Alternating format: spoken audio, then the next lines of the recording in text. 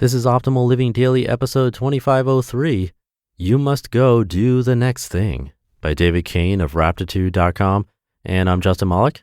And I'm going to jump right into today's post as we optimize your life. You Must Go Do the Next Thing by Cain of Raptitude.com. I had the privilege of being present at my father's death. It was not like I expected. With illness, you see the personality fade over time. You come to expect that death will simply be what you call it when there's nothing left.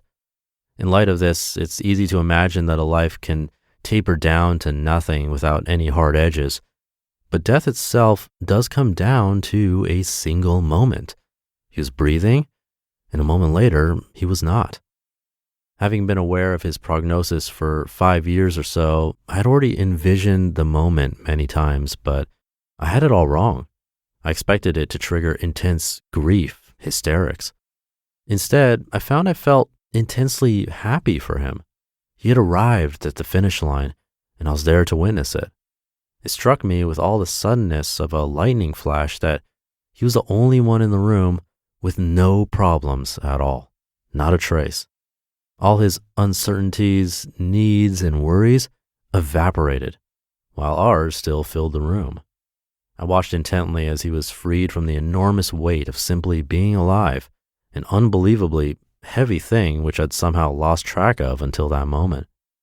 That heaviness is something I had never fully appreciated until I saw somebody being liberated from it. The four of us at his bedside very clearly still carried it. It hung in the room like wet laundry. It's in the hallway too, in the nurses' faces, in the other patients, and their weary families. And we were grieving for who? The man with no more troubles. I do forget it sometimes that life is a constant, forceful mixture of push and pull, a ceaseless assault of needs and hopes. As pervasive as it is, we appreciate the weight of this tumult about as often as a goldfish thinks about water. Life's current is heavy and unpredictable and bigger than us, and as long as we're alive, we are at its mercy. Altogether, I do think it's worthwhile to be in it for most of us most of the time.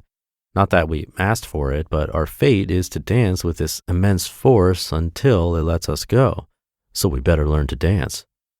The insight that may very well mark the beginning of my venture into the study of quality of life came from the late author Richard Carlson. Quote, "Remind yourself that when you die, your in-basket won't be empty," end quote.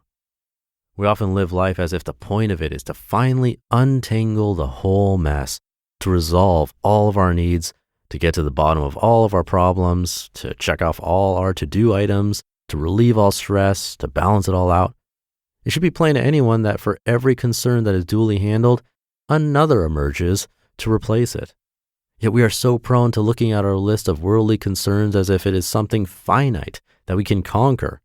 I suppose it is finite, but do you really want to be done with it? Our progress in working through the details of life seems to be the one thing that is of absolute importance. This parade of concerns gives us a degree of urgency that never really goes away until the parade stops. C'est la vie. Or is it? As I very slowly get a little better at managing the stuff in life, I'm getting markedly better at being okay with everything's eternally half-done status.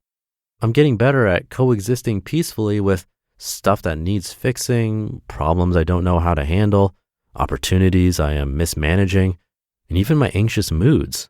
Peace with anxiety, anxiety with peace, somehow.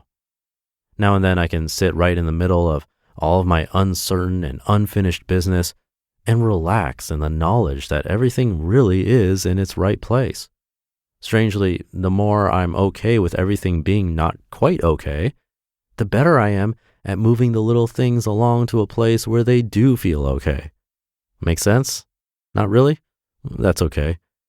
If peace is only allowed to come when there is nothing buzzing in our minds, no worrisome thoughts or unresolved issues, then it's going to be a long time before we arrive at it, and from there, there's nowhere else to go.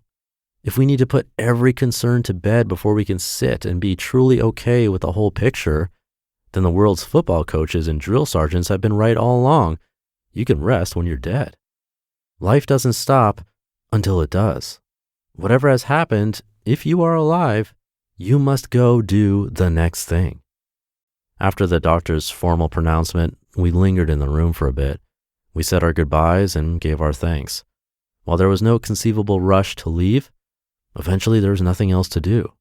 We put on our coats, left the ward, and took the elevator down to the main floor. You just listened to the post titled, "You Must Go Do the Next Thing" by David Cain of Raptitude.com. And thank you to David for this post. It's a tough topic to write about, watching a loved one die, and I went through a similar experience in my teens with my own dad. And I do think it sometimes takes that sort of experience to really appreciate what both life and death have to offer. It's an odd thing to say, what death has to offer, especially when we're younger and we're more afraid of death. As we get older and start to understand it better, we see what David saw, that all these little tiny things that compound over time, like worries, anxieties, clutter, and any kind of clutter from physical to mental and emotional, all of these things evaporate in an instant, cleaned away for us, just simply gone. The physical stuff might remain, but the weight is lifted in that moment. And I would imagine that it's incredibly freeing, like flying in a way. It's like you'd feel so light not being weighed down by anything, any kind of pain, but even the actual physical weight of our bodies. It's a strange thing to think about and something we don't visit very often, but one could argue that we should. A quote in there that I especially liked: "Strangely, the more I'm okay with everything being not quite okay, the better I am at moving the little things along to a place where they do feel okay." And I think what he's talking about there is getting comfortable with being uncomfortable. It really is a path to a less anxious, fearful, and worried life, or in other words, a less painful life, all by being a little more uncomfortable. It's funny how that works. There was an article all about that I particularly enjoyed back in episode 2462, so you can check that out for more if you'd like. But I'll leave it there for today. Thank you for listening. Have a great rest of your day, and I'll see you tomorrow where your optimal life awaits.